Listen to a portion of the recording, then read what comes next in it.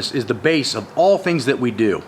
And today I'm going to show you a circuit that I've used for powerlifters, tactical athletes, including firemen, police, and military, and just general populations to get them in better shape and ready to work out hard. So these are the big exercises that we use, and this is how we're going to do it in a circuit.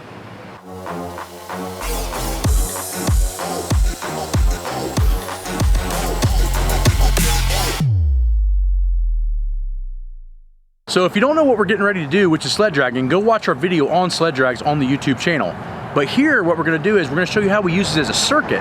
So what he's gonna do is he's gonna walk at a moderate pace with all heel pressure, and he's gonna walk about 25 yards down and 25 yards back.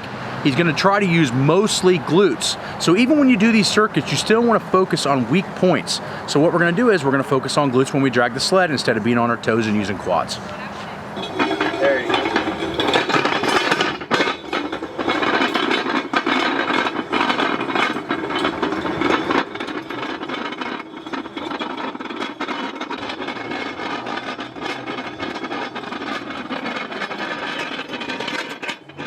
The next one is a sledgehammer hit. So all we're gonna do is get an old tire with a sledgehammer. We're gonna hit it anywhere from 12 to 20 times in this circuit. So we drug a sled 25 yards down, 25 yards back. Now we're gonna hit the tire 12 to 20 times. 1, 2, 3, 4, 5, 6, 7, 8, 9, and 10. Good. Good. Now we're going to go directly to the treadmill, and we're going to walk with a 50-pound vest on for 100 steps.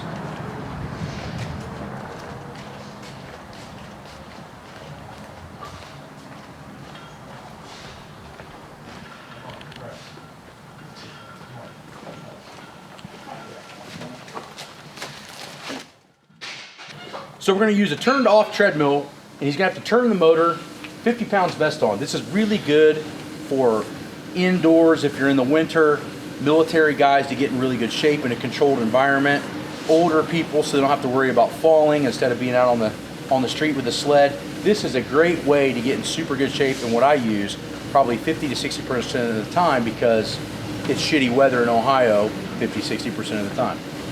So he's going to do 100 steps. You'll notice that he's not on his toes. He's walking through his heels, and he's trying to use his glutes as much as possible.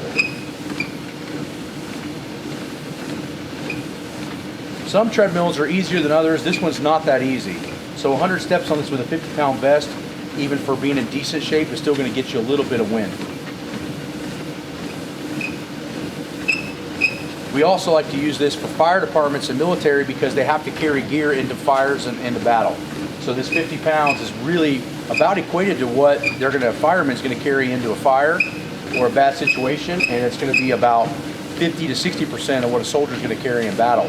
So you can imagine having that much weight on you. If you're not used to it, it's going to wind you really fast. This is where conditioning and running really don't matter in the military because of the gear you're going to have to carry. Now we're going to go to the kettlebell swing. Do this like a real squat. Stay on your heels hard. Okay. Okay, so the kettlebell swing is one of the big king exercises for conditioning for a couple of reasons. 1, you don't need that much space. 2, you don't need that much equipment. And 3, it is a winder of a mofo. But the other thing that it does is it increases hip mobility if you do it like a squat and not like CrossFitters do it where you're just doing a little hip hinge. So he's going to show you 25 kettlebell swings, utilizing a deep squat, getting the hip mobility into there, staying on the heels, keeping his head up tall. You can see swinging to the eye is good. He can also do it Russian style where he takes it all the way to the top. That's going to hit a little bit more upper back, but I find that that's actually easier because of the small pause at the top. The weight stays constant on your body the whole time, keeping your core a lot more engaged, therefore laboring your breathing a little bit more, increasing conditioning for tactical environments. But this is also very, very good for almost every general population. It doesn't matter. And good. Okay, so you saw the big exercises we use in a circuit. You would do this anywhere from 3 to 5 rounds depending on what kind of conditioning you're in. And if you're training for anything that's Special Forces, Navy SEALs, you would do each exercise for upwards of 1 minute to 2 minutes in rounds of anywhere from 5 rounds. You could do this any mixture, the order doesn't matter, and you can even make this more difficult when you're in better shape by adding the vest for every exercise. So today you saw the major exercises that I use for almost every population that I work with, whether general population, tactical, fire, military, it doesn't matter. These exercises in some way, shape, or form are done on a weekly basis, almost multiple times in all different types of scenarios. So if you join the Patreon channel, you're gonna see some more exercises that we're gonna shoot for this and show you how to rotate them even smarter and better to get better even faster. So today I wanted to talk a little bit about training smart while aging, and I didn't think there was any better person to talk to than Stan Efferding.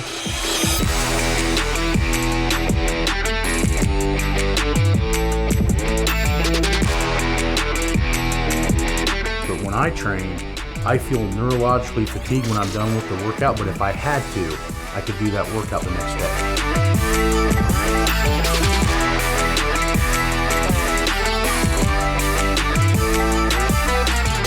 Tried some of this earlier and it's absolutely crazy delicious. Yep. And this is a meal that I'll cook up in the morning, takes, while I'm preparing the kids for school, and then I'll make a couple extras. You're still going to be really strong when you're 65.